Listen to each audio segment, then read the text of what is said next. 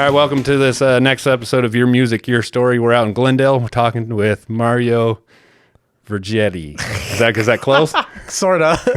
Verlangieri. Verlangieri. There you go. That's it.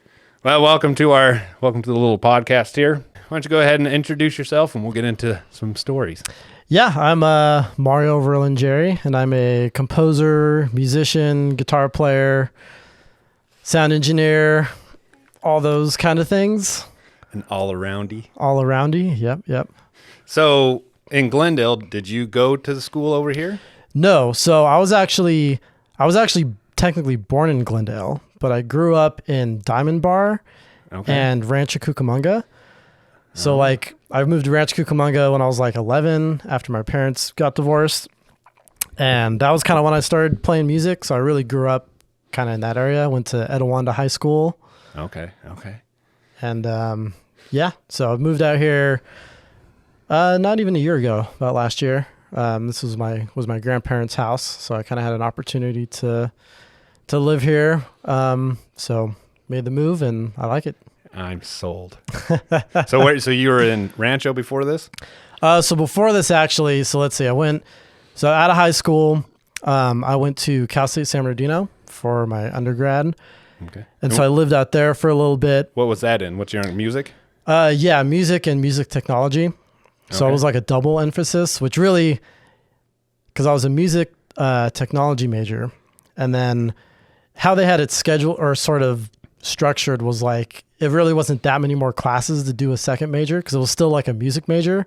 Okay. So basically I just had to do a recital to be a guitar major as well, which is actually a lot of work. It's not even though on paper it's only a few extra units. Yeah. It is a lot of extra work. But not as much as if I wanted to get a second degree in, business or something. Engineering. Yeah. Cause most of the requirements were the same, I was oh yeah, I'll do it. It took me I think an extra semester to do it. So I was oh yeah, totally. So then after that, I worked at the San Manuel Casino for about a year after college. So I kind of lived out there with my dad for a little bit and then ended up moving out to San Pedro because I got a job out in El Segundo. Okay. So I moved there for a year and then I moved to Orange County to Westminster. After that, I was there for about 5 years. I had a house with my bandmate and drummer. So that was cool. What band was this? So this was, we're kind of going all over the place, but this is my band called the Short Neck Giraffes. Okay, so I saw on your profile there was a thing for that. That's what that came from? Yeah. So the Short Neck Giraffes, we started actually when we were in high school. And so we've kind of been around for a while. Started off as a pop punk band playing sort of, in Rancho and Upland. There were some clubs that we would play. And then in Riverside a little bit, kind of got into that scene. That's how we met the B Sharps and met David and all that was sort of through the music scene out that way. And then we kind of transitioned into a ska band because when I was in college, I met some horn players who were we got to use these guys. I want to play in a ska band. I was oh, well, I play in a punk band. We could let's try writing some ska stuff. So that's how we became a ska band basically. And sort of been on and off for a while because everyone kind of lives far apart. It's been crazy, especially with COVID. Last few years we've been kind of on hiatus. But we're hoping to do some more stuff soon. We'll see schedules, hopefully if everyone's schedules can kind of work out. But we have an EP and a couple singles out. So you can check us out on Spotify and all that. But super fun, because when we moved to Orange County, we got sort of more involved in the OC scene, and met all the bands out there and played a bunch of shows. So yeah. So can we play some of their songs on here? Yeah, absolutely. That's what I'm talking about. Because I was looking at your profile, and that was one I was going to ask. Because you had, so there was long neck giraffes. Is that what it is? Short neck giraffes. Oh, short neck giraffes.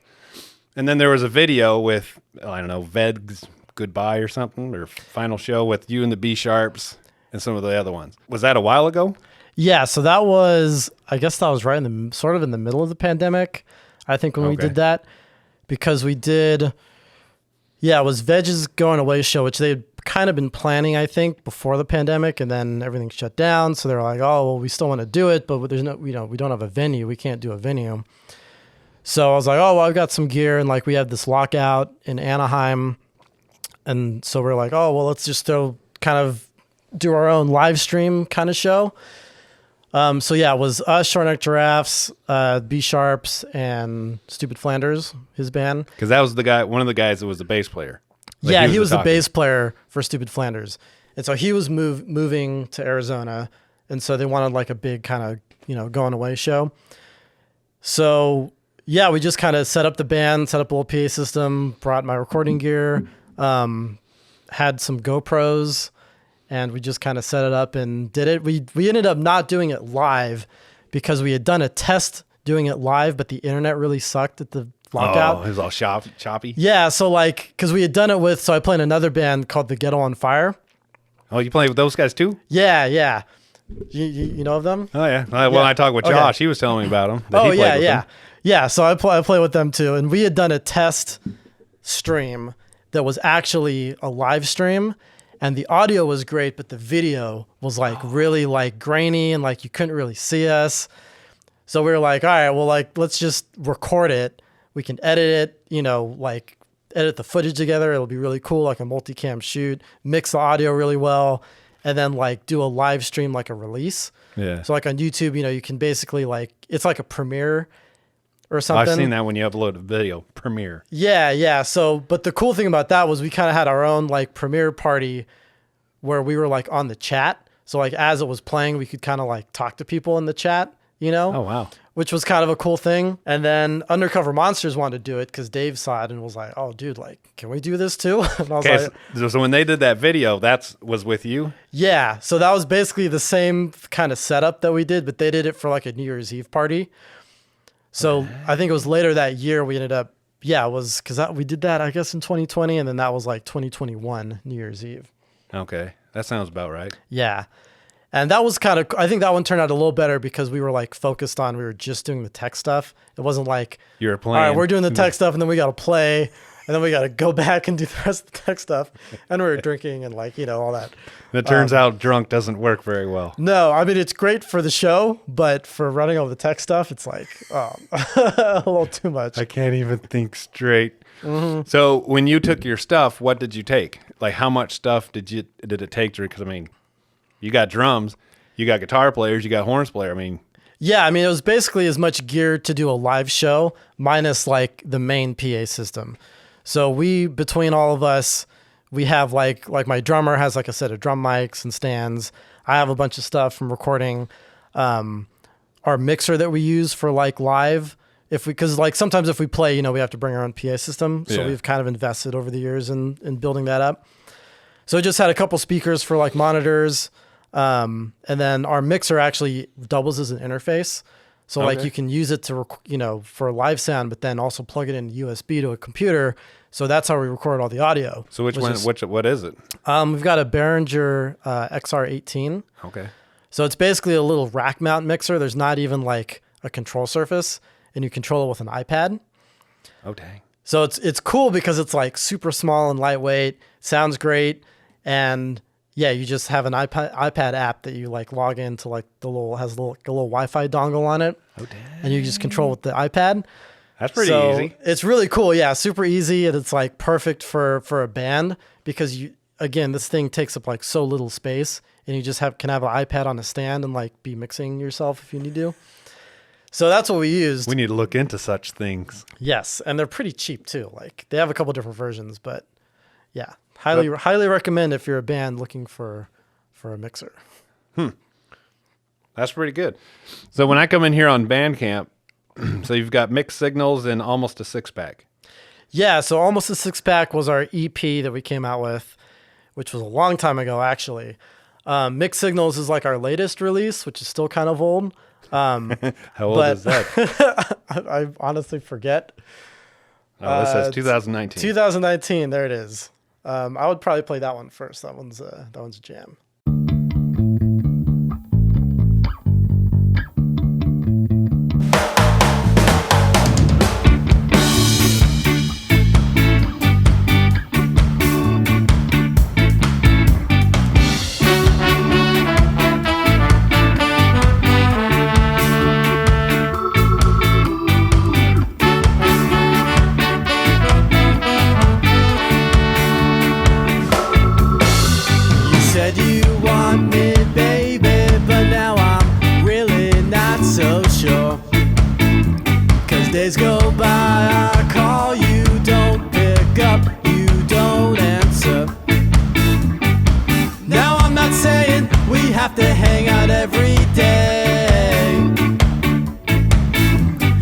once a week would be nice. I'll even drive up to LA.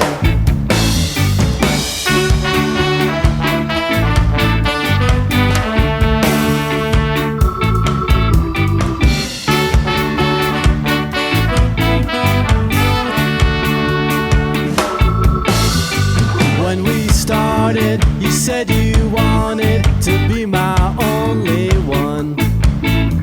But now you're telling me that you only just want to have fun. You gotta make up your mind and tell me what you want to do. 'Cause it makes me so anxious, all the shit you put me through.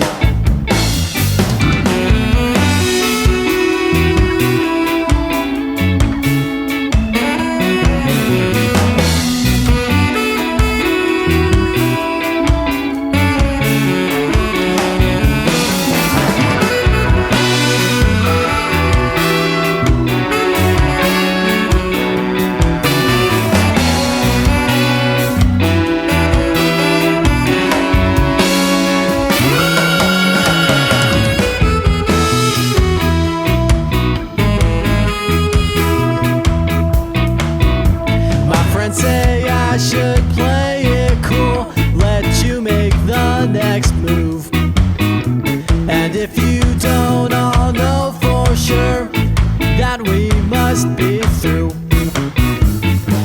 I'm sick and tired of figuring out how to play your stupid game. 'Cause you're sending me mixed signals and it's driving me insane.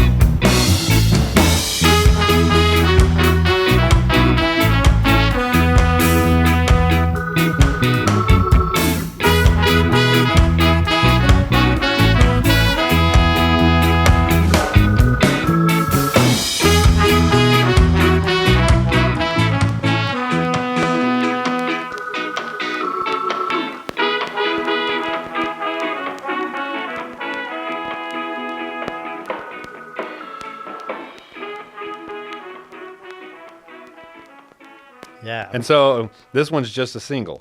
Yeah, so that was just a single. We actually at the time had kind of a list of songs we wanted to work on, and we're like, oh well, let's like just kind of work on them one at a time and release them as singles. And so that was like the first one, and then we kind of like got busy, and we still have like bass recordings of a lot of stuff, but we need to finish them.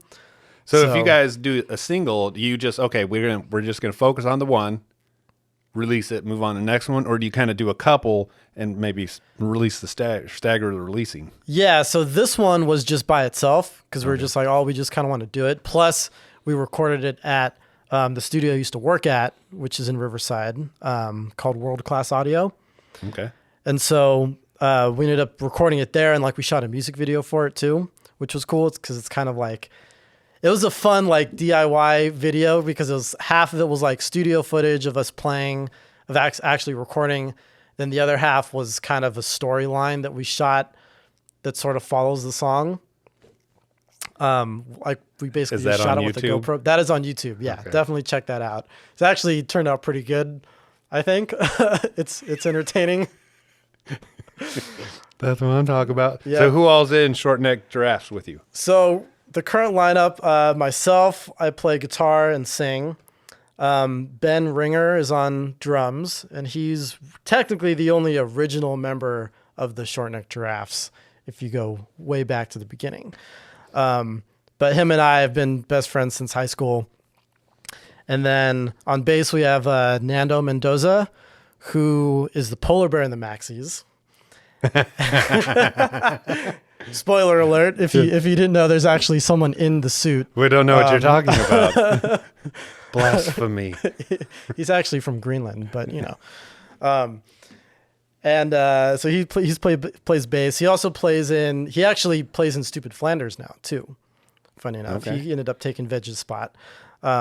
Because he moved, that whole thing was he was moving to Arizona or something. Yeah. So they were kind of like dormant, looking for a bass player for a while, and then they started practicing again like this year, and they ended up asking Nando to play. So that's cool.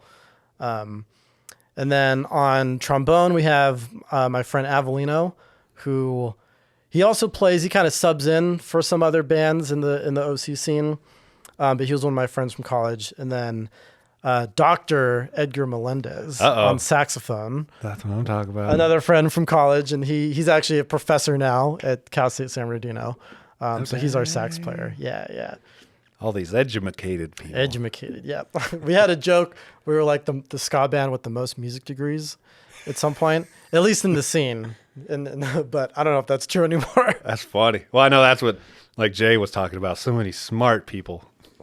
Right. Smart people. Yeah, there's nothing wrong with it, I guess, if it works. Yep. So once you got your degree from Cal State San Bernardino, then what? So on my last year when I was still working on the degree, I had to do like an internship as part of like the degree. And so I spent like probably 6 months looking for like a recording studio to intern at, and finally found this place at Riverside, World Class Audio, which is owned and operated by Sean Sullivan, who used to have a studio in Anaheim. And he actually worked on some Real Big Fish records like in the 90s. Okay. And I think he did an EP with Suburban Legends, and he worked on the Mars Volta, the Bedlam and Goliath record. Okay. So he had a good amount of credits, and I remember seeing like Real Big Fish on this credit list, and I was like, oh, I'm there. Hell yeah, like I want to work with this guy. So he ended up like his old studio. He ended up having to move because it was like he was renting the space, and they like ended up kicking out everyone. Ugh. And like building, to build an apartment complex. And so Turns out that doesn't work for business. Yeah. And I want to say that was right before the last like recession around that time too. So it kind of. Oh, that's like a double whammy. Yeah. It was kind of a bummer because they like bulldozed it and then it sat for years and he was like, what the hell? But he ended up moving to Riverside and got this really nice property and built out this amazing, like probably 2,000 square foot studio. And it's cool because it's really like low key because you would never know there's a studio there. But he's like super busy, does a ton of local bands. And it's a great studio. And like you'd never guess like, oh, in Riverside, it's like. Well, so where's it at in Riverside? It's in Magnolia and Pierce. So it's kind of sort of on the edge, kind of on the sort of close to Corona. Okay, I know where Magnolia is. I'm trying to think of Pierce. It sounds familiar. Like, let's see, McKinley, the exit, McKinley? Yeah. So it's one exit the other direction. So like heading back towards Riverside? Yeah. Oh, that's where yeah, okay. There's a place called PCI out there that does all our oxygen tanks. Oh, okay. That's right off when you go down to 15, you hit Magnolia, do that loop, and it's just up there. Okay. Yeah. There was someone because we did something with Andy. Yes. Okay. It's right up the street from where that was. Okay. In that same complex or a little bit farther? No, Magnolia? it's further, I guess, up Magnolia or Pierce. I forget what street. I don't know. It's kind of there's like a high school there. Like a new high school, right? Yeah. So it's like up kind of closer to the mountains because it's actually like behind, it's like a residential area. Okay. And so like the house is like in the front and the studio is like in the back. Oh, so it's at a house. It's not like some office space. Right. But it's a big property and the studio is like a separate building, in the back. Kind of like it's kind of like a ranch style, property. Not like you build a big old thing in the back. Yeah, no, it's annoying not the neighbors. Yeah, it's not a garage studio. Like this is a legit like separate structure. But yeah, awesome place to work. Like I learned so much like just interning there, doing sessions, So how long were you there for? I was there for about a year, like a little over a year. Yeah, a little over a year. Because then I got a job at San Manuel at the casino doing live sound. And that was like, it was cool because that was like because the internship was like unpaid for most of it, which is like fun. How an internship goes, Yeah. But like the education I got from it was like totally worth it. So I was like, oh yeah, I'm totally down to like. So how much did you know about recording and all that going into the internship? And then when you left, what was the difference there? So I thought I knew a lot because I was like, I have a degree now. Like I know how to push record. I know how to do this. And I did like learn the basics. Like that's what's cool about going this like school for it was that I learned like the fundamentals of stuff and a lot of like theory. But once you start doing it, like working in the professional environment is just like way different. Like there's so many other things you have to learn. Yeah. You know, there's obviously, I mean, we had a good professional studio at Cal State, but then moving into this kind of a studio is just more technical. You know, it's like higher end gear. He's really into like vintage gear. So there's a lot of old gear that like you don't really have access to in school. Does he use like reel to reel, or does he do both digital and or either? He's pretty much all digital, but he does have a tape machine. And so like if a client wants to do tape, he can do it. But the problem is like tape is super expensive. So it's going to cost a pretty penny. Yeah. So like most people don't have the budget for it. Like I think he's done like transfers before where people will come in with reels and like he'll, do a transfer to digital. Oh, okay. Like old archival stuff. So I've heard a lot of that. The film just doesn't unless it's well maintained. It just doesn't last long. Yeah, the tape, like you really have to know how to take care of it, and it has to be stored in like the right conditions. And then there's a lot of things like if you want to restore old tape, you have to like bake the tape, which is like you put it in like a special oven because of like the magnets and the the molecules on the tape have to like. I don't know. Line up. Yeah, I don't really know how all that works, but yeah, there's like a whole science to it. And then the tape machine, it's a mechanical thing, so like you have to like align it, and there's all kinds of special tools you have to do, and get like a special tape to like calibrate everything. And there's a lot of moving parts. It's just so much work that goes into it. Which if you're into it and you can like restore it, because he's super technical and he would like. Restore it and keep it in good running condition. But you kind of have to like be on top of it. It's not like something you can just pull out like, I got this, and plug it in and do it. Yeah, it takes a lot of work. And the process of recording on tape is way longer than digital because, for one, you have to sit and wait for it to rewind. Yeah. You can't just like punch in and out and like, oh, let me go back to this section. Let me cut and tape this. Yeah, editing is literally cutting and pasting, That's so crazy. And then like trying to sync things up is like hard. There's just so many factors that go into it. So that's why most people don't record on tape anymore. But it does have a sound, which is cool, and there is something to be said about forcing yourself to go through that process because it forces you to like, you have to be way more rehearsed. You have to know the song better. You can't like we'll plug that in later. Yeah, you can't fix as much in post, right? So some people like to do that for sure, but it's definitely way more expensive. So most of the stuff I did was all, was all digital. All digital. Although there's a lot of analog outboard gear. Yeah. So like vintage, preamps and compressors that we would use. So learning how to do that and how to service gear was a big thing.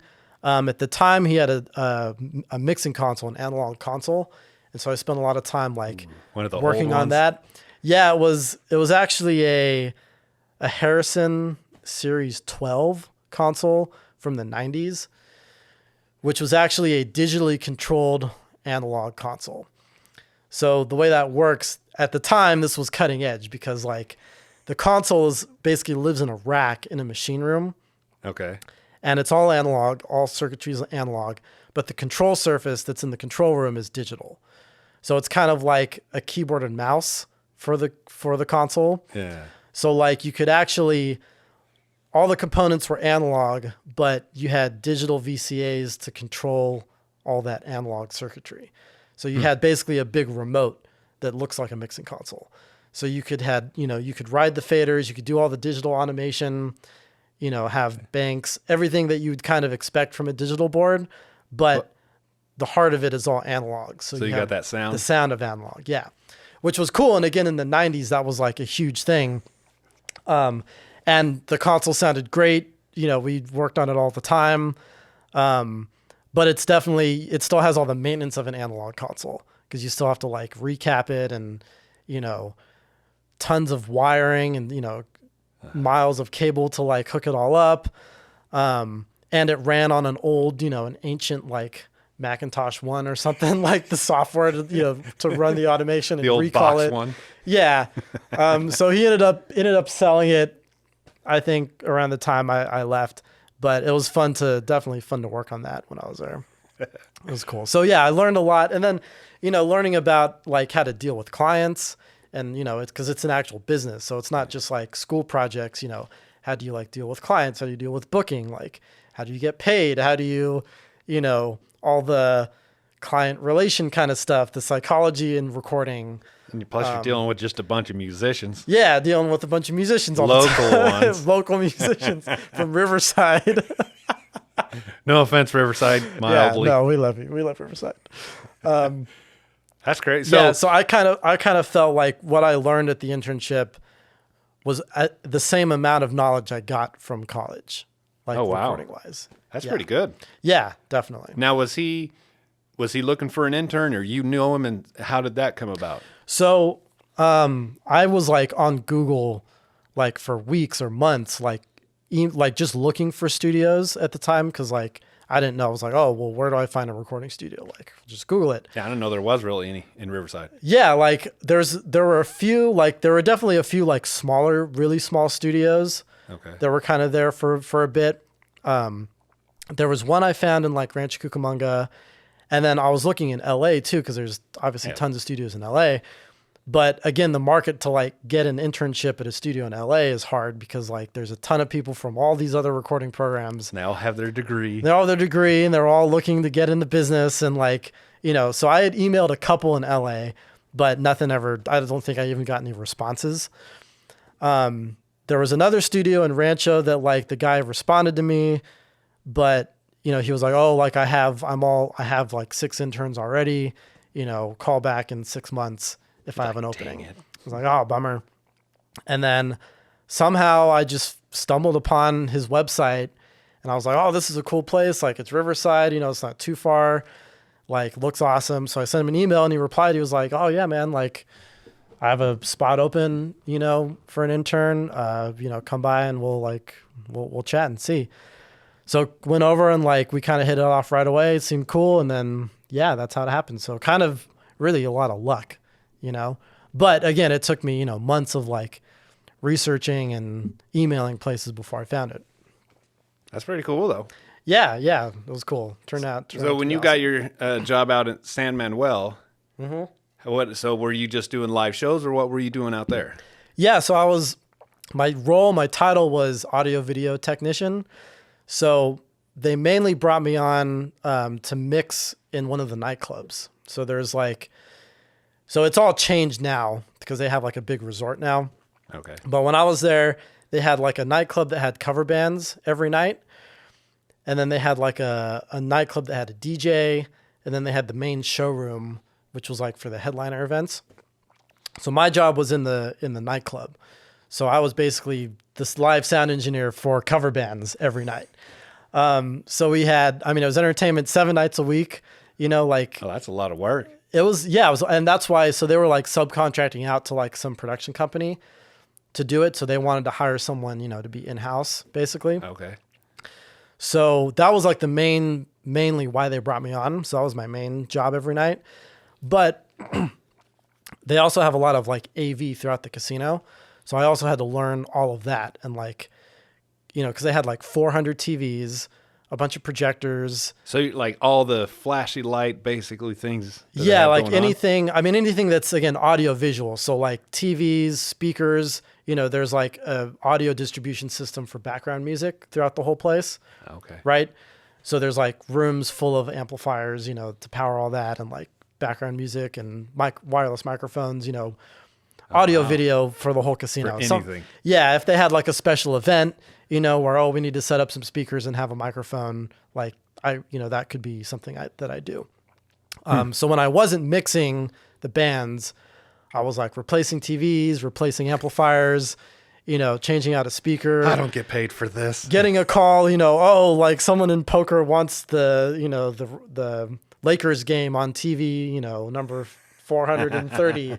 Go over and like route it, So it was cool because like, again, it wasn't really what I wanted to get into, but it was really interesting. And like, I learned a lot of this like technical stuff, and that's how I got into like audio video, Yeah. Which I had some technical experience from like working in the studio, of course. And there's a lot of similar stuff, but like for installed AV systems, there's a lot of like specific kind of knowledge to that. So that was kind of, again, I almost consider that another degree. You're like, I'm loaded now. Yeah, because I just learned all this stuff, because it was, again, a massive casino. So, Oh, that's crazy. but it was fun. It was cool. Like, it was interesting to work in a casino. You know, that had pros and cons. But the company was like really good. You know, like I've got paid pretty well for like what I was doing, I thought. So you were an actual San Manuel employee? Yeah, so I was employed by the casino. Yeah. Okay. Which was weird because you had to do like all the training and stuff that everyone else had to do, you know, like for customer service. And you're like, I don't deal with this. Yeah, I was like, I don't really deal with customers too much, but yeah, whatever. But it was cool. Like, and you know, it was a big company, so there's all the stuff that goes along with working for a big company that's, you know, Big corporation. Big corporation, yeah. But that was cool. The only thing that really sucked, which was one of the main reasons I left, was that I was working basically nights and weekends. Yeah, because that's when they have their shows. That's when they have the shows, right? Which was cool. Like I liked working nights and weekends because I'm kind of, you know, a musician, kind of work those hours anyways. But it was like really hard to gig, right? Or go to shows. Yeah, that turns out. Oh, nope, I have got to go to work. Yeah, I was like, oh, I have Tuesday and Wednesday off. Well, let's see, can we book a gig on one of those days? Or like nothing happens those what's days. happening on those days? Yeah. Well, and plus that's a drive out there, so it's not like you can. Oh, I'll be back in a short amount of time. Right. I mean, luckily at the time I was living in Rancho, so like the drive wasn't too bad. Okay. It was about like 30 minutes, maybe. Well, that's not too bad. So it wasn't too bad. But yeah, if like I wanted to go to a show in Orange County, I was like, well, yeah, you can't really do that. I got to go back this way. Yeah. So that was one of the main reasons I left, just because like I wanted to, you know, have more of a regular 9 to 5 for my job, so that I could like, yeah, go out and have a social life on the weekends. And So when you quit, did you have something lined up before you quit, or you say, you know, I'm moving on and hope something works out by then? I did have something lined up when I quit. So the guy that I actually worked with left like a few weeks before me, and he got a job at this AV company that does installation. So like, you know, the ones that actually go in and install all these AV systems in like a new place. For what do you mean, like TVs? Yeah, TVs, sound systems, could be, you know, like a PA system for a concert hall. Could be like an interactive technology thing for like a theme park. I mean, we did anything. Like anything. Yeah, all kinds of stuff. So anyways, he had got a job through this company, and then he basically called me up and said, hey, they're hiring. Like, I can put in a good word for you if you want. I know a guy. Yeah. And so basically, yeah, I interviewed and then like put my 2 weeks in, and that's how I got that gig.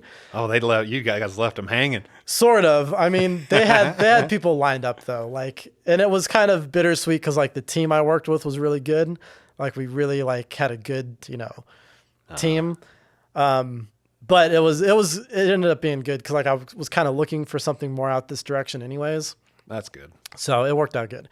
And so that was, my next job was working for this company called ETI in El Segundo. And yeah, so they're an audio video integrator basically. So like we did, again, anything from like, you know, installing TVs and background music speakers for like a restaurant to a full, you know, PA system for like a concert hall, like for a high school. Yeah, like a venue.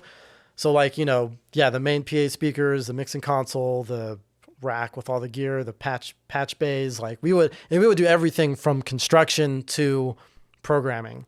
So like we'd go in. So there'd be nothing. You guys left. You have everything. Yeah, pretty much. So like we'd go in and work with the electricians and like pull all the cable. You know what I mean? That's like some hardcore construction stuff. Yeah, and that's what was cool about it, like, because I liked working with my hands and like doing all this technical stuff. And again, this is like another degree. I learned all this stuff, like. And you didn't even have to go to school. Yeah, I got paid to do it because we were sort of like low voltage technicians, you know. So like electricians are like high voltage, and then low voltage is like, you know, access control or like fire alarm. Yeah. Stuff. And so audio video sort of fits in that sort of just realm. Enough to give you a jerk if you hit the wrong cable. Yeah, but it's like super technical. So like, okay, yeah, you have to know how to pull these cables and like, you know, install TV mounts and speaker brackets. But, you know, we also have to like know how to plug everything in and like how to solder and how to plug in all the gear, how to build racks, and then how to like program systems. So like programming an audio system, you know, to control like the volume from a touch panel, or, projector screen going up and down. There's like control systems that do all that. So like I got to learn a lot of that too. Oh, that's cool. Yeah. So it was really cool. And that was like an awesome job. Paid really well. I got to travel a lot. Like I got to go to Dubai for like a few weeks because we did this job in Dubai. How was that? I've heard it's cool out there. It was cool. Yeah, it was definitely awesome. Weird because it's like, it's a very like wealthy city, and there's a lot of like cool stuff to do. I've heard there's a lot of fancy cars. A lot of fancy cars. Over. Yeah. Like we ended up staying at a house because it was like someone from the company, their daughter or something had a house there. And so we were to like stay at their house instead of a hotel. But the houses are all like huge mansions. They're all basically just boxes, but they're massive and they're like little compounds. So there's like a cul-de-sac, like here would be like a suburban tract house, but they're just like these giant compounds. That's crazy. It's so weird. Oh, and that was there a lot of custom stuff that you had to be, okay, here's what you don't do. You don't do this, you do this or whatever. A little bit, but not too much, because actually, as far as like Middle Eastern countries or cities go, like Dubai is like the most westernized. Okay. Because they have a lot of people from the West, either from like the States or from like Europe. A lot of people from Europe go there, either for business or just for travel. So they've sort of adapted like a lot of the customs. They're very like loose with it. So there are like rules and customs, but it's not as strict as going to like, Lebanon or somewhere where like that's a little more, yeah, just strict. Like I've heard people when like in the Air Force when they get to deployed, and then they go like a Qatar or whatever, and some of the ladies made a comment like, yeah, you don't get pregnant if you're a uniformed personnel and you get pregnant. Mm-hmm. It's bad news. Wow. It's bad news because they don't want you out there. Yeah. Dang. It's crazy. But yeah, I just heard it's real. I mean, the pictures are cool. It looks like, I don't know if I'm brave enough. It is like, it's really not, again, it's very like welcoming to like guests, at least in Dubai, because a lot of like tourism is a lot of like their business. And actually, if you go to the hotels, so the hotels are what's called, they're called international zones. So there's really? Yeah. So if you're so it's weird because like, okay, here you go to a hotel and it's like, okay, here's a hotel, right? Yeah. But there, the hotel is like a mini city. So like there's the hotel, but then they have restaurants, they have clubs, they have entertainment. Like, so you can go, if you're staying at a hotel, you could, it's kind of like a big resort if you go to like. So like Vegas where you really don't even have to leave. Yeah, just do whatever. Right. It's kind of like that. And the reason they do that is because the whole property of that hotel is sort of like they follow their own rules. So again, if you're a visitor, like you can be totally comfortable there. Like, so for example, in Dubai, you can't like drink, like there's no alcohol, right? Okay. But if you're in a hotel in an international zone, they can serve alcohol.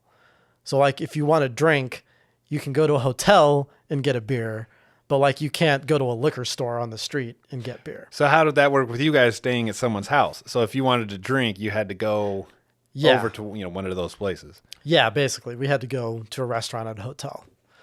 That's crazy. Although I think there's people, if you live there as a resident, you can apply for a liquor license, like a liquor license to be able to get liquor.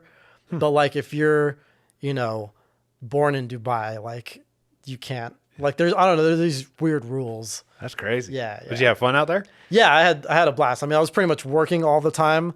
We're doing like 12-hour days, 6 days a week. Not here to party. Yeah. But we did have a little bit of time off, and when we had some time off, like, yeah, we enjoyed ourselves. It was cool to like do all the sightseeing and kind of enjoy the city. But I would definitely go back. It's cool. Okay. So you did that for a while. Then what?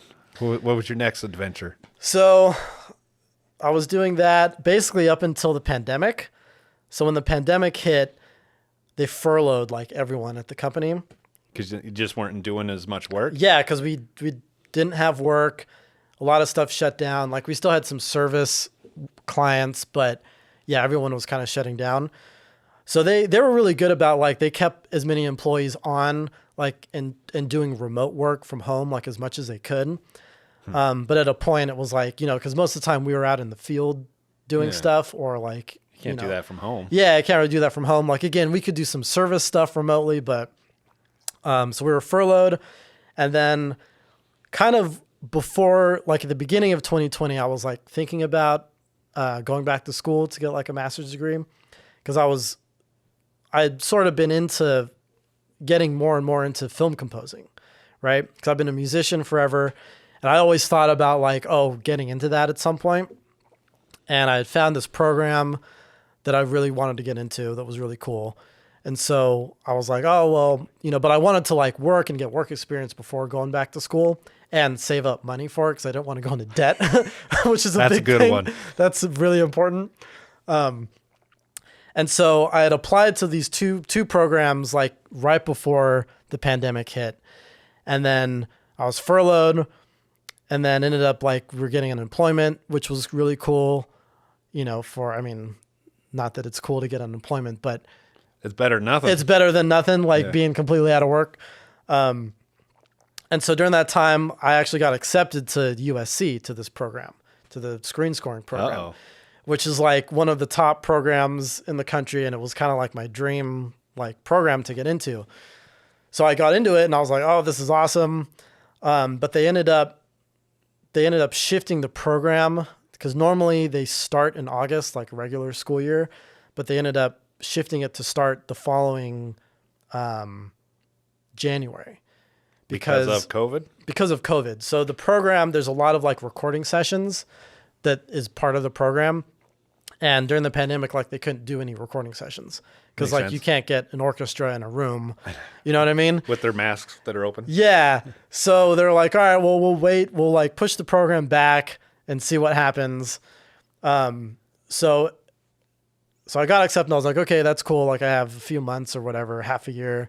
And then when ETI hired people back, I basically let them know. I was like, yeah, I definitely want to come back, but I'm probably going to leave at the end of this year because got into this program because the program is like super intense and you can't like work and do the program at the same time.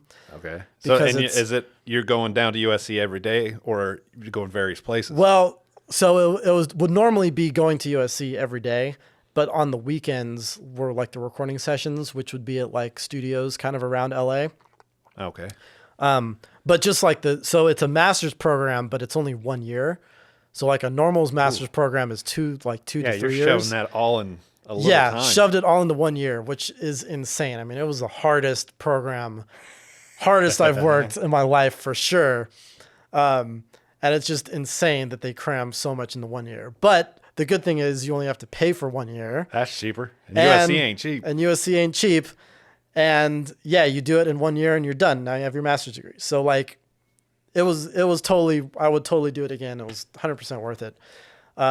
So yeah, I ended up leaving my job to do this, but the pandemic was still like happening and there's still all these restrictions come January. Anyway. So the program ended up being on Zoom for a lot of it. Oh, that's rough. Which really sucked. Yeah, like going to school on Zoom is not fun. Like, and especially for this program because we would like be all day in class on Zoom, and then like all the work we have to do is like in front of a computer. So like I was pretty much in front of a computer for like hurting your eyeballs. 18, 19 hours a day. Oh. Yeah, it was rough. But again, like it was an amazing program. Like really, really cool, really fun. About halfway through the program, so for the second semester, we were able to start having some classes in person. But of course, the music department in USC, so we ended up having like a winter and a summer. Oh, that's weird. Session, yeah.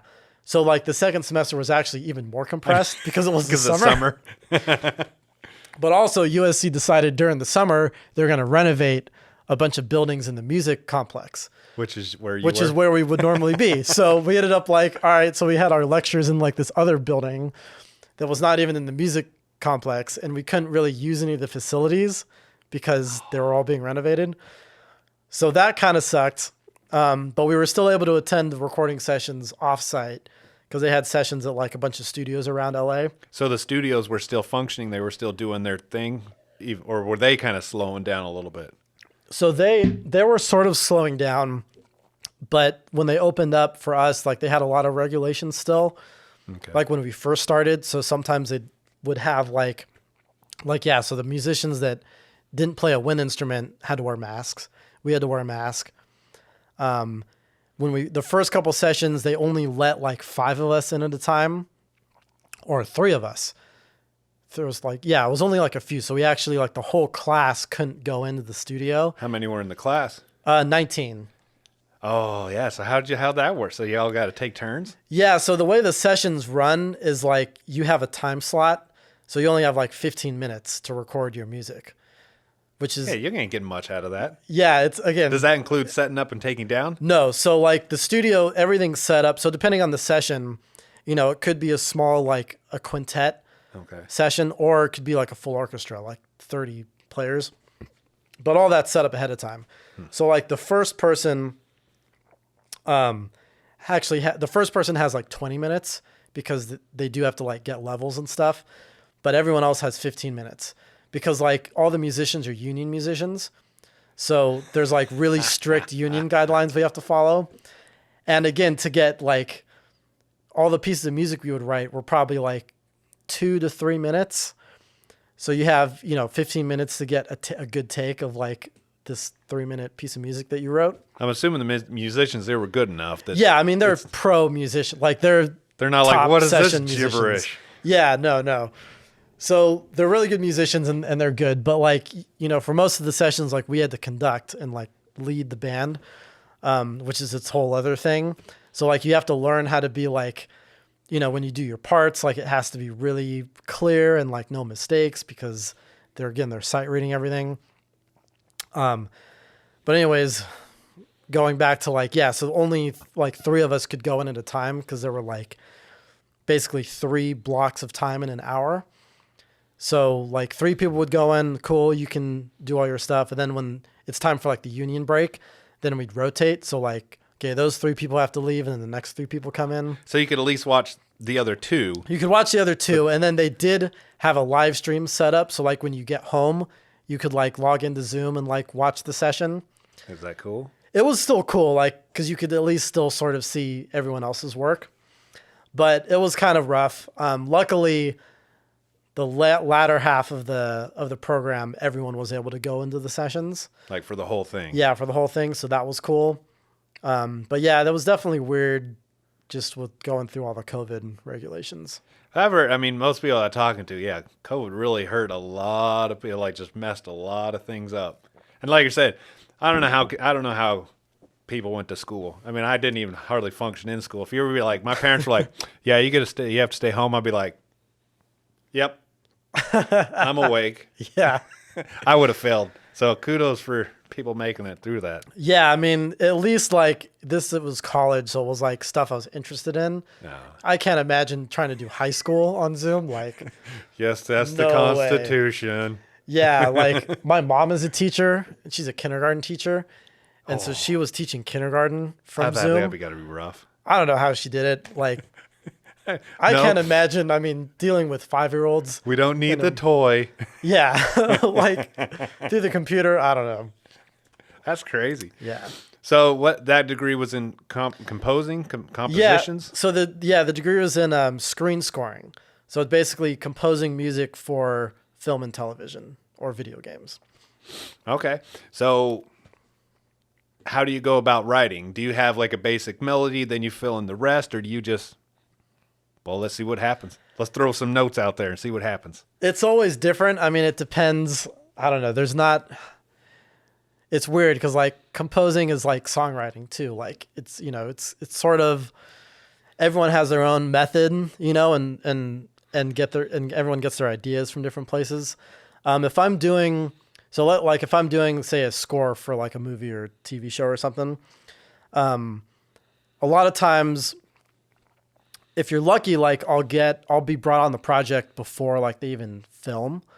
So like if I know a director or something, they might send me the script and be like, hey, like we're working on this, like we're going to start shooting in a couple months. Here's the script. Like I want you to be on the project.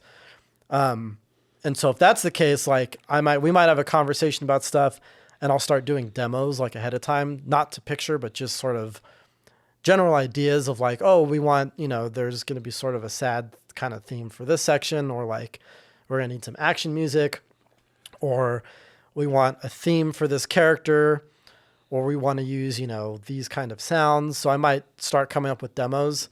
And it could be anything from like, I might pick up the guitar and just start noodling around and find something, or play some chords and find the cool chord progression.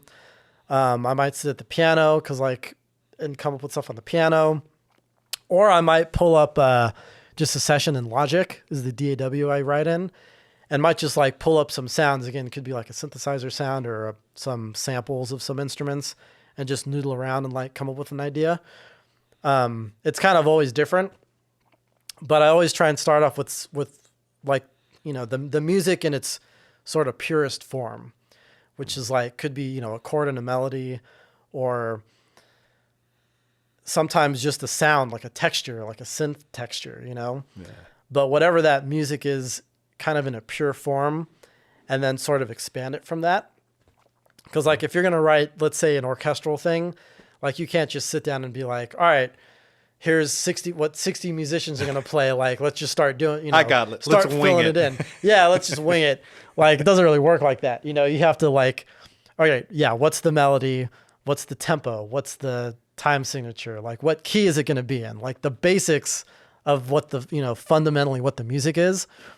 And then once you start making some of those decisions, you can start expanding that into, a piece. So like if you have a melody, like, oh, I have this little melody. Okay, cool. That's the key it's in. Okay, what are the chords that go along to that? Like, what are the chords that are sort of implied in that melody? All right, cool. Now I have the chords. Now I can kind of do that. So do you break up your chords? Someone, like you say, all right, you're going to, whatever key, kind of break those up between the various instruments, or how does that work? Like if you've got brass and you've got wind, now, you've got some tuning issues there. Yeah. So how does that work? So like talking about orchestral music, my process, I always start with a sketch. So like even in Logic, I have like 3 piano tracks. That's just my sketch track. So like, again, I'll start out with like, let's say the melody, and I have, okay, here's the melody, and then here's the chord. So I'll kind of plug that in as sort of my sketch pad of like, okay, these are the chords I'm going to use. Here's a melody. Maybe here's a counter melody. Here's the bass line. And then once I have that, then I'll start sort of doing the orchestration. So like, that's when I start making, but again, once I sort of work horizontally, like the form of the music, once I kind of have an idea what that is, then I'll start thinking about orchestration. So I'll be like, okay, well, I want this melody to be on trumpets. So cool. So here's the melody. It can be on the trumpets. Now, what do I want the chord stuff to be on? Like, should that be brass? Like, okay, if it's going to be brass, what goes good with trumpets? Well, maybe, French horns doing it, or trombones in the higher register. Or maybe I want the strings to be doing just sort of string pads, right? Or maybe it needs to be woodwinds. Like, I'll start making those decisions, again, once I have sort of the musical... Yeah, the basis of what you want. Yeah. And then as you start breaking it down, then you start to make more decisions of like, okay, well, how many, brass players do I have? Like if it's going to be a score that you record, what's the budget for the orchestra that you're going to hire, right? I got too many strings here. Yeah, so like that gives you decisions. Or if it's like all going to be mocked up in the computer, maybe it doesn't matter. And then there's stuff to think about like, well, what's the sound for this show that I'm working on? Like maybe, in the past we always use, 3 trombones. So, okay, cool. Well, that's my palette. So I'm going to write for 3 trombones. So do you know that beforehand? Well, so just out of curiosity, let me back up. So you talked about, okay, if you get on earlier, they give you a script. Now, I've never seen a script. I mean, I think I saw something online once. Like, does it have annotation? Okay, sad part. Or do you have to kind of read through it and say, okay, I see the dialogue of what's going on here. This is more of an exciting part of the script. This is sad. Or does it annotate that in there? Or how's that work? So it's usually, they don't really have notes like that in the script typically. I mean, sometimes they might have a note of like what the character is thinking, or something that's like not shown on the screen. Okay. But usually it comes down to just having a conversation with the director or the filmmaker. Oh, Like okay. they're the ones that give you the direction. And that's what's interesting with film scoring as opposed to like songwriting or playing in a band is that, you're on a team of people and there's a director that's like basically giving you notes and like giving you direction. So even though like, yeah, you have the freedom and the creativity to like write the music, but you're getting direction from a director on like, okay, I want to have sad music here, or I want to have a theme at this point, or, you know what I mean? This scene should not have music. Like usually, and again, if you have a good relationship with the director, you guys will kind of have this conversation and come up with things together. Or like if I might say, oh, I think there should be music here, the director might be like, oh, I didn't think of music there, but yeah, sure, let's try it. Or, oh, no, I definitely don't want music here because like, it'll be more impactful without music, like all that kind of stuff. So it's definitely a collaboration. So that's... So if someone comes and we got a TV show, do they come just to you and you're the only composer on that? Or is there, okay, we've got someone else, you guys can work together? Or is it just kind of a mix, or how does that work? So it's always different. Like there's some directors, like in a lot of the film, like short films and stuff I've done, where the director has come to me, like because I've worked with them in the past, and I've had it where like they come to me and they're like, hey, this is my next project. I want you to be on it. Like I have the gig basically. You're like, I got it. So that's cool. That's the easy one. Other times I've had like a director's come to me and be like, oh, hey, this is my next project. Like I'm talking to a few composers, but you're what you got? In the mix. What you got? Yeah. So like sometimes I'll demo for stuff. So do they give you like a little teaser? Okay, well, give me something that's happy and it goes into sad. Yeah. I mean, usually it's much more because filmmakers don't really speak music. They speak film, right? Yeah. So like, that makes sense. That's one of the challenges about the job is like, okay, you have to like be able to translate emotion and sort of, film cinematic things to music. And like, because you can't say, oh, I'm going to use, a minor chord progression here. Like to a director, that doesn't mean anything. I don't know what that is, but go do it. Yeah. It's kind of like you look at it as, all the different departments. Like, if you hire a cinematographer, for example, they're like, oh, I have to use this special camera and like, these are the lenses I'm going to use. And to get this shot, like I need to get this special kind of dolly and like, we're going to have to light it this way, where the director, might know about that stuff, but that's why they're hiring, a DP to that's like, why I have you. yeah. Like I'm hiring you to make the decisions of like what lens you need to use. So it's kind of like that with the music. They're like, I'm hiring you to like sort of say what kind of instruments we're going to need. Like, here's what I want, make it work. Yeah. So now some directors have more knowledge than others. And if they have experience working with composers, like they can maybe talk about music better than others. To kind of say, well, okay, I like winds on this part. Like, or they're not going like, I want a minor chord in here. If they're doing that, that's usually a red flag of like someone you don't want to work with. Oh, like a micromanager? Yeah, exactly. So, but it's usually much more like, okay, so, in this scene, like this is the climax of the film. So I really want the music to like build up to this point, like say it's a boxing film and, when he's, going to walk up to the ring, we need to feel this anticipation, but also confidence because, he's a defending champion. And then, when he walks in the fight, we want sort of some tense music. And there's a part where, it looks like he's going to get knocked out. He's struggling to get up. So we want some tension, but we don't want too much. And then, we build up to this climax when he wins and we want it to be big and heroic and triumphant. And then we want it to tail off, as the scene kind of comes to a close. That's a lot of emotional stuff and just yeah. So like, that's kind of something that they might say. And now I have to be like, okay, well, how do I do that with music? Like what's the music going to sound like to take you through that journey that's happening on the screen. Right.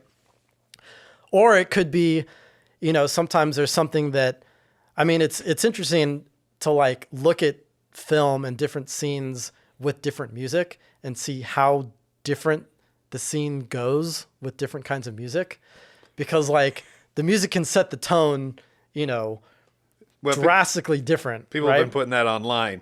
Music makes everything. Or like the one I know, the ones they put recently was the end of Star Wars, the first one where they're walking up, and they cut out all the music. And it's just so weird and awkward. Yeah. Like I never thought about it with the music, and it's going, and you're like, yeah, but without the music, you're like, this is so weird. Right. Yeah. And like, could you imagine putting some other kind of music in front of that? Like, Some techno disco, because it was the 70s. Yeah, right. What if it was some techno song, like that would have a totally different vibe, right? Or like if it was some really dark ambient horror music, you'd be like, oh, are they like walking up and there's some monster that's gonna like come kill them? Like what's gonna happen, So yeah, music, I mean, makes such a huge difference. So really going through and sort of deciding, first of all, yeah, what is the music doing in the scene? That's kind of the first step before you even think about melody or structure or instruments. It's like, what is the purpose of the music? And then you start making decisions on like, okay, well, if it's going to be actiony, like, yeah, is it going to be an orchestral thing? Is it going to be, more like guitar and bass driven? Is it going to be a synthy kind of thing? And that's usually more of a conversation that comes out of like doing demos and just trying stuff. So I'll do this one and maybe a hard rock. This will be a soft to just see how it fits. Yeah, I mean, usually like I'll have sort of my gut feeling of like what it should be. Or a lot of times directors will use what's called temp music. And so when they're cutting, like when they're editing, there's no music, right? And so to help them like really get the scenes together, they'll like pull in music from other places. So like, here's something we know that's happy. Like it doesn't have anything to do with it. Or here's this emotion. Right. Or like they'll pull from scores, like be like, oh, well, I want to do an orchestral thing. So we'll pull this music from Star Wars as temp. You know what I mean? So and it's something just going with it. Yeah. And it's like, it usually, sometimes temp will work really well and they'll like kind of edit to it and be like, okay, this temp, even though it wasn't written for us, this is the exact vibe or the sound that we're going for. And so that can be good and bad. Like some composers hate that because it sort of takes away part of the creativity, A, and then B, sometimes the directors or the filmmakers will like fall in love with the temp. They get attached to it? Yeah, they get attached to it because they've seen it a million times in the editing room. And then they're like, oh, well, yeah, what you did is cool, but like, what about this? But this sounds really good. Like, can you be more like this? Which kind of sucks, but sometimes you deal with that. But where temp, I mean, what I like to get instead of temp music, I'll ask for like a playlist of music, like that they like. It could be, like, oh, what kind of music were you thinking about when you wrote the script? Like maybe send me that. Or like, what kind of music, what's the sound you kind of think you want for this film? And so if I get a playlist of stuff that's like not to picture, but it gives me an idea of kind of what they're thinking. I was listening to Cannibal Corpse. Right. Yeah. Crap. Yeah. Or like, oh man, I was like into Metallica when I was writing this, like, yeah, we want some heavy metal. Like, but that can be, again, really helpful because that gives me an idea of like, okay, well, you want an orchestral score because like you gave me all this like orchestral music. Kind of what their mindset was whenever I was thinking of it. Yeah. So that helps because then I can come up with some demos of like sounds of like just to find what the sound is. And then once I get some feedback, because that's the biggest thing really with any collaboration is like getting that feedback, right? Like doing something, hey, what do you think of this? Okay, cool. Like this is what you like, or, oh, you don't like that. Okay, I know not to do this for the next time. And then sort of narrowing that down to like a sound, kind of a sound palette. And then once you have that, then it's like, okay, well, now I have a starting point for the score, right? So I know that, okay, we're going to use, the sound of piano and strings and, ambient guitar swells. Like if that's a sound that kind of is working for something, okay, that's my palette. So when I go to write, I'm kind of starting with those instruments in mind, So as I start actually writing the music, I'm kind of writing to those instruments. And, so I can pull up those sounds, say in Logic, or pull up my guitar, whatever the instrument is, and like start writing, with that. So like we'll take like an action film, like you were talking about, like a boxing thing. So when they do make their videos, they're not to any kind of certain time per se, but yet you're writing your music to a certain time signature or what. So how does that work?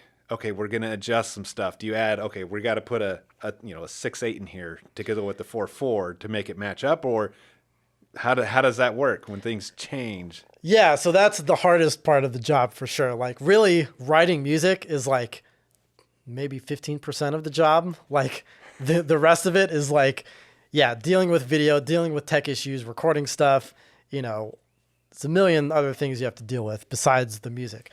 But yeah, usually, just as you said, they're not cutting to music. So like, it's my job to find what the pace of the scene is, what tempo I need to use. And if there's stuff that, yeah, you have to hit, like if there's a certain cut that you have to hit, or someone on screen, something happens that like, there needs to be some sort of musical, acknowledgement, then yeah, that's sort of a lot of playing around with like finding the tempo. Sometimes you have to have a weird time signature. Have you had any what's some of your weird ones? So well, we're in 34 seconds. Yeah, the hardest thing to do is animation. So like I've done some work on this TV show called Blaze and the Monster Machines. As an additional writer. So I'm actually working for the head composer, but I'm like kind of like ghostwriting is basically what it is for them. So like a lot of composers, when they get really busy, they'll bring other people on to sort of help them with so the it's music. Not just bog somebody down with one thing. Yeah, The whole thing. Yeah, because again, with timelines are usually really crazy, especially with TV shows. Like it's just insane. So a lot of times, like there's a team of people working on stuff. So anyway, so for Blaze, and this is an animated show, so there's like a lot, and the music is pretty much wall to wall, meaning there's music the whole time, which is kind of typical of animation. But there's a lot of, fast-paced movement, even if it's not, action sort of, but like there's a lot of stuff happening in a short amount of time. So there's a lot of different types of music, a lot of stuff you have to hit, and a lot of sound. So my sort of approach is to I don't like to do a lot of tempo changes, because that tends to sound kind of unnatural if you're changing BPM all the time. It's a harsh, whoa, what happened here? Yeah. It sounds kind of weird, but also B, if you're recording live musicians, that's a total nightmare, because like, even though the musicians have a click track, again, once weird. you get a beat, it's cool, but like if that's changing all the time, it's really hard to play to that. Yeah. So like I'll usually find a tempo that's like sort of fast, like relatively fast, but that kind of like hits the pace, because even though when they edit, when film editors are editing, they don't edit to like a beat, like a tempo or a click track like we do in music, but there is sort of a pace of scenes, So like, would you give them, okay, I don't know how the whole process works, but okay, you made the song and here it is, you got it. Now when they're editing, they could make us about, okay, he put this hit close, it's a little bit off, we'll move the video to match it, or how does that work? So sometimes that happens, but that's super rare. Like Really? There's this famous story that when John Williams was scoring E.T., I think it's at the ending scene, there was this part where he was like, oh, I'm really trying to hit this part of the spaceship, but musically I need an extra, half a second to make the music, to make it sound good. And Steven Spielberg actually recut the scene to the music. To match whatever To match the music. Now that's like super rare and that never happens. So they're just like, figure it out, dude. Pretty much, yeah. Because a lot of times, ideally we're working with a locked cut, meaning they've picture locked. So like the timing is what it is. Like they're not editing, which is another reason why I like to get on projects soon, because if you have a lot of demos that you can give to them, they can actually use those demos when they're editing. Doing it. Yeah. So that's a good reason to get in soon. But yeah, usually like you're a slave to the picture. So it's your job to like get the hits to line up. And so again, if you have a good consistent tempo, there's sort of math involved, right? Because music, if you break it down, it's kind of like, you have quarter notes, eighth notes, 16th notes, right? So you can, when you look at it like on the computer and you see the beats on the grid, you can shift time signatures a lot to like to get hits to line up with the tempo if you can find a good tempo. Or sometimes you might have to change the tempo like by a very small amount. It's kind of a weird thing, and it's hard to explain. But like when you're like stretching your time signature, okay, we're gonna make it a little bit slower so that we can get this like out. If you're like, okay, well, I have to do this hit, but this hit is like on a 30-second note after the beat. Well, if I speed up everything by like a fraction of a BPM, and people probably wouldn't even notice that. Right, people won't notice it. If I can do that, then that beat will hit on the right frame. Okay, cool, I can do that. So you can do a lot of movements like that. Again, a lot of like strange time signatures happen where it's like everything's in 4/4 and then it's in 5/4 for one measure. And then it goes back to 4/4 and then you have a bar of 2/4. I can show you a score actually that I did for one of my final project. I rescored a scene from the Simpsons movie, and there's a lot of action going on. So like there's a lot of weird time signature changes, but I kept the same tempo throughout the whole scene. So it just seems like everything just functions and flows. Yeah, and so that's like a skill and a craft that you have to really learn how to do is like, how do I write the music to still sound naturally like how music should sound and not sound weird and edited, but also have these adjustments to like hit certain things. So that's one.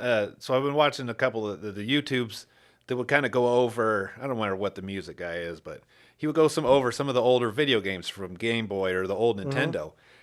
And I remember playing some of these games, and I remember hearing the music, but you just never really thought about it because it was going with whatever.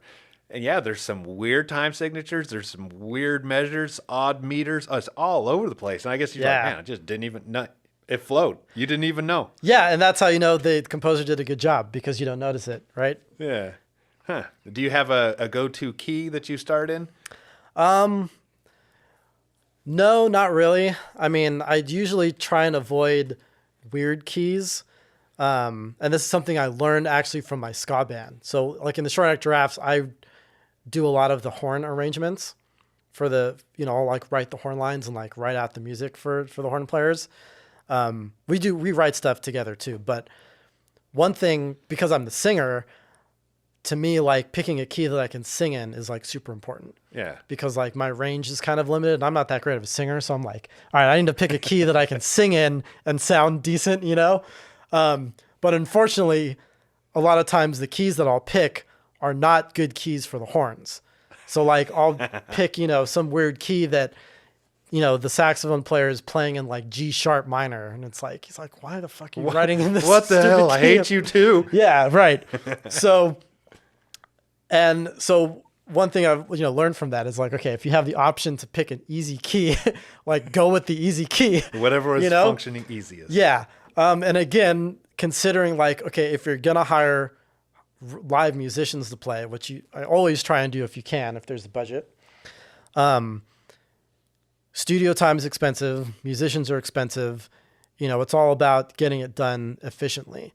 So if you write something that's in G sharp, major, and even professional musicians, like, okay, they can play that, but it might be a little tricky because that's not a super easy key for anyone, right? Because they're sight reading. Here's a C sharp key. Yeah. Wait, what? And the intonation's probably not going to be great. So like, they're going to need a little bit more time. They might need to do a couple extra takes, or they might have to just spend a few more minutes to get it under their fingers to get a really good take. Versus if you wrote it in B flat, they would have gotten it on the first take and you'd be done, Yeah. So you always have to consider that. Why write in some weird key if you don't have to? Now, sometimes they come up, like if you're, again, in like animation, there's usually a lot of like modulating that will happen. Like you'll change keys all the time just because, again, the action's happening fast, and like that's sort of a dramatic tool you can use to like change the key all of a sudden. But being mindful of that when you're writing is just really important. Like, oh, if I want to move to this key, maybe I can start in this key. Or, hey, if I just move this down a half step, everything is going to be a lot easier to play. So yeah, let me just do that. So there's not like a key I gravitate towards, but I usually try and stay with keys that I know are relatively easy to play, just because, again, unless there's some real specific reason or like, You don't want the orchestra to hate you? yeah, you don't want the orchestra to hate you. And yeah, the more players you have, the more potential issues there are. This So, dude again. yeah. Plus, like, if I'm sequencing stuff and, playing stuff in on the MIDI keyboard into Logic, again, I'm not a great piano player. So, like, I don't want to play something in G sharp. Like, Yeah. you know what I mean? Like, this makes no sense. Yeah. So, just out of curiosity, and this will be our last question. We don't want to keep you all night. We could. I could talk for days, man. So we'll do a part 2. So, how long did it take, or kind of what's your process that? Because a huge part, like you're talking about, is when you write the music and you're going to give it to a studio or a musician, that it reads easy for them. Like you're talking about, okay, you're not going to pick some obnoxious key and make all these accidentals all over and change all this. Yeah. So what's the process to say, okay, I want to make sure that it's written out in a way that my accidentals make sense, so that the sight reader, okay, this flows, that it's easier for him. Is there kind of a process with that? So that's what's called music copying, is basically sort of the process of taking what you've written and like writing out the parts for the musicians. And that's a whole nother skill set. I mean, there's people that have careers as copyists that do that. And that's one of the sort of downsides to like writing in a DAW, is that it's really easy to like plug in MIDI notes without thinking, And just because the computer plays it back. You know what I mean? The computer can do anything. So and it can do it fast.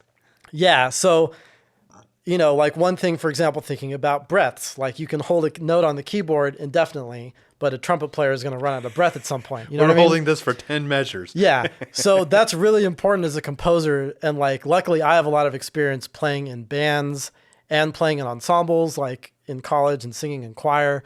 So like, I know what it's like to be a musician trying to perform stuff. So I try and think about that when I'm writing, so that I'm writing stuff that will be playable, right? And then that process from, okay, the cue is approved. Now we're ready to hire the musician. So now let's say I have this all in the piano roll in Logic. Now I basically have to clean up that MIDI information and put it into Sibelius to like write out the actual music. And so that's just the process of like putting it in, looking over the music, making sure everything looks nice on the page. Like I have a template, that like the measures are really big and like it's clear and everything's labeled. Making sure your time signatures are like easy to read. All the time signatures make sense. Things are visible. The tempo is visible. Yeah. You don't have the time signature change on one page and the key on the other. Yeah. And then just reading through the notes, usually like for recording sessions, we don't use key signatures because everyone's sight reading. So like we just use accidentals. Okay. So like double checking that is important. Again, in MIDI, the computer doesn't know the difference between E flat or let's say between A flat and G sharp or something. And G it just sharp. knows Sorry. Here's a frequency. That's the same note, right? So like the MIDI might spit out, say you're in, the key of A, and there's like, instead of a C sharp, it's a D flat. You're like, well, D flat's not in the key of A. Yeah. You know what I mean? So I have to catch that. Like it'll sound the same, but if a musician's reading it, they're thinking, oh yeah, this is an A. Oh, why is there a D flat? Oh wait, that's a C sharp. You know what I mean? It takes a second to think about it. So double checking that is important. Your phrase markings, all the like music engraving stuff, just you have to be really anal about it. And then even to the point where like, if there's a page turn, the page turn's not in the middle of a phrase, or like, trying to stick to like 4 bars per line. Yeah. Right. Or just looking at it musically so that it reads easily. And so that kind of takes some practice and skill of just like, how a piece of music should look on the page. But, again, thinking of it like if you were the person playing it, I want this to be super easy. This isn't like an etude that I'm going to practice for months and then do a recital, right? Like, or it's something I'm going to memorize. Like you have to read it, because music is kind of like, it is a language, right? So imagine if you're reading a book, like, and there were, the font was really small. And then it got big. Or like, a word is hyphenated across a page. Like, why would you do that? You know what I mean? Or why would you have a page that Are you trying to make me fail? Yeah, like, why are you making it hard, So same thing with music. You want the music to look good and be easy to read. So just one more question as you're talking about. So in my studies of music theory, I came across double sharps and flats, and I have never in any way, shape, or form thought to myself, let me write this piece of music, and ever had a need for a double sharp or flat. Like, have you ever come across a need for something like that? Yeah, definitely. So it has to do with, the only reason those exist is because I could go down a long rabbit hole of music theory here. We can make it brief, but basically, like if you have a scale, right? Let's say a C scale, right? C to C.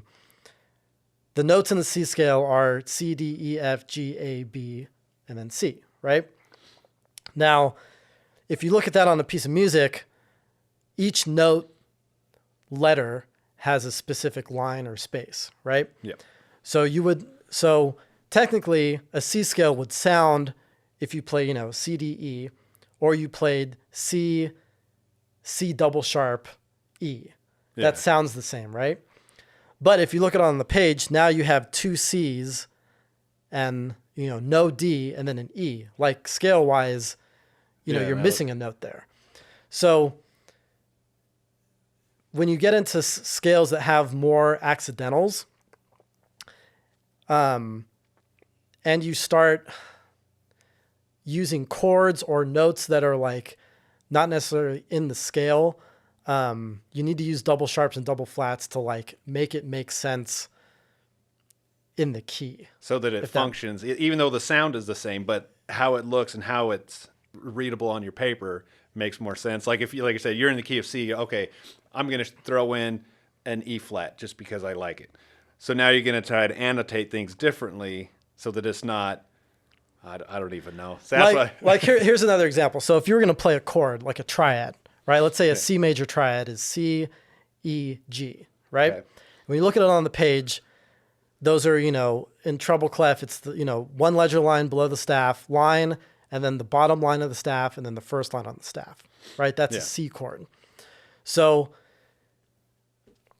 if you're going to take that triad and play that major triad, but in a different key that is kind of outside of C, but maybe it's like functioning as some other chord in the scale of C or in that key, you want that chord to look like a triad, right? Again, going back to like a triad, when you look at a triad, you see it and it's like, okay, 3 notes stacked like that on the page is a triad. Okay. So again, if you, instead of writing that E, if you wrote that as a D sharp, all of a sudden that chord looks funky. Even though it's just funky, it doesn't look like a major triad. It looks like some weird altered chord. So that's why double sharps and double flats are used, so that the notes look good on the page, even though it sounds, for like reading purposes. It's really for reading purposes. When you come up, you're like, okay, I see, like you say, you got the 3. That's okay. There's my major chord. So that it looks, so that when you're playing, okay, here's the major. So it's not like you're like, I'm not the best at sight reader. So you're not like, okay, contemplate. Here's C. Here's a double sharp E. So now I'm going to be playing a D. But you see the structure. See, okay, that's going to be a major or minor. So it just looks psychologically. Yeah, exactly. That's still way above my pay grade. But, yeah, we'll have to do this again. Thanks, Mario. Definitely, man. Anytime. Very interesting. I have all kinds of questions now. Because for a while, I did the taxi thing where they... Oh, yeah. And, well, I guess that's... Wow. We could go down another rabbit hole. Because that was, like, the ones that got me, they'd always send out, okay, we want a song that... And they'd give you... Sounds like Sublime. Because I remember one that I did was a Sublime, Real Big Fish... And I'm trying to remember who the third band was. Maybe it was Goldfinger. I don't know. Mm-hmm. And I'm just thinking, and that's what they were all about. They're all like, we want it pretty close to this. So then you start getting, okay, how much can you really get close to it? Without I remember ripping it off. Right? Yeah, because there's some like TV shows where I'm like, oh, that's a Metallica song for sure. Or Smoking Popes. There's one of the like Cialis. I don't know. And I'm like, that is a Smoking Pope song played on some other instruments. So that's the song. You can't hide that crap. Yeah, I mean, that happens a lot where like, and there's a lot of reasons for that. So if, let's say, there's a show or a commercial and they're like, oh, we really want I mean, well, okay. Hey, I worked on this commercial that's out, and they wanted the music to sound like AC/DC. So like they temped it with TNT. Okay. And they're like, yeah, this is what we want to do, but we don't have the budget to license that song, right? Because like to pay AC/DC, the sync license is like thousands of dollars, right? Way out of our budget. And you have to get the approval from the band and from whoever owns the copyright. So like that's, say option A. Option B could be, well, maybe we can license the music and do a cover version of that song, like hire someone to just do a cover version of it. So it's the same, but it's just yeah. a So cover. we still have to pay for the license, but it's a lot cheaper than paying for the actual song that AC/DC recorded. But that's expensive too. Or we can hire a composer to do a sound alike, where it's like, okay, well, we want it to sound like the song, but it needs to be original, and it can't like rip off that song. So like I wrote this piece of music that sounds like AC/DC, but it's not AC/DC, right? But it still gives triggers the mind. It triggers the mind because you're like, oh, hard rock, bass, a 1 guitars, and 4, 1 and 4 drums, like yeah, like it still conveys the emotion of what the intent is, but without having to pay AC/DC for it, right? I guess hey, money's Yeah. money. Sometimes you got to save it. Yeah, so I mean that's a very common thing, and especially in like library music too. Like people will request certain things, or like reality shows, use music that they don't actually necessarily score to the picture, but like they just have composers that come up with like a library of sounds that can work for different stuff. Like here's tense music, here's sad music, here's hopeful music, here's And then they could just drag and drop. yeah, they drag and drop. Or like, again, maybe, yeah, they're like, oh, we want a bunch of music that kind of sounds like 90s ska. Like, all right, cool. Like pull out, this or whatever. Yeah, it's That's tricky. But all right. Well, yeah, we'll definitely have to do it again. Yeah, because there's all Definitely, kinds of man. questions. It's very interesting. You have a very exciting career. It's job. very, very exciting. Yeah, yeah.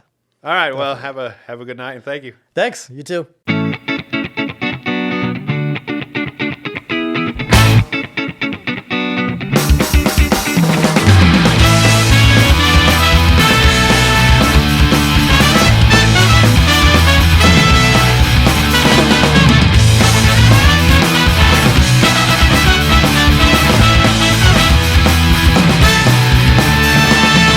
Last night I went to a show.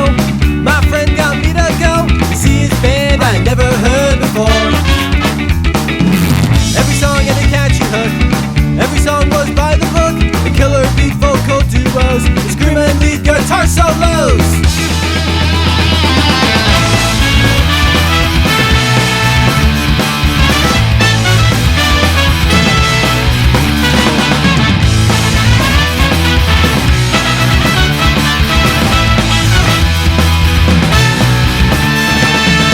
And after the show, a record company man said he wanted to talk to them. The next day they were on the road. They were booked playing shows from New York to LA. He said they were the next big thing. My friend's band was really freaking cool. They sell out all their shows, get played on the radio. My friend's band rocks really freaking hard. They jump around on stage, they get paid and they get laid.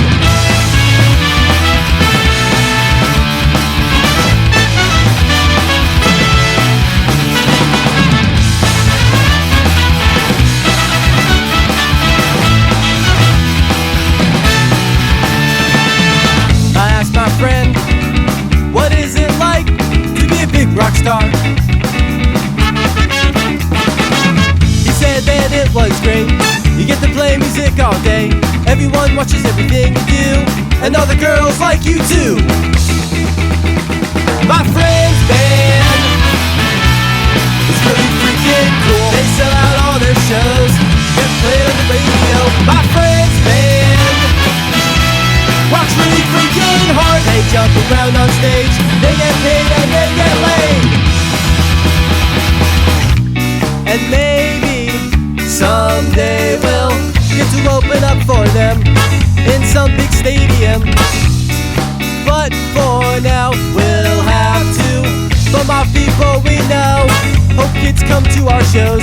Man, I really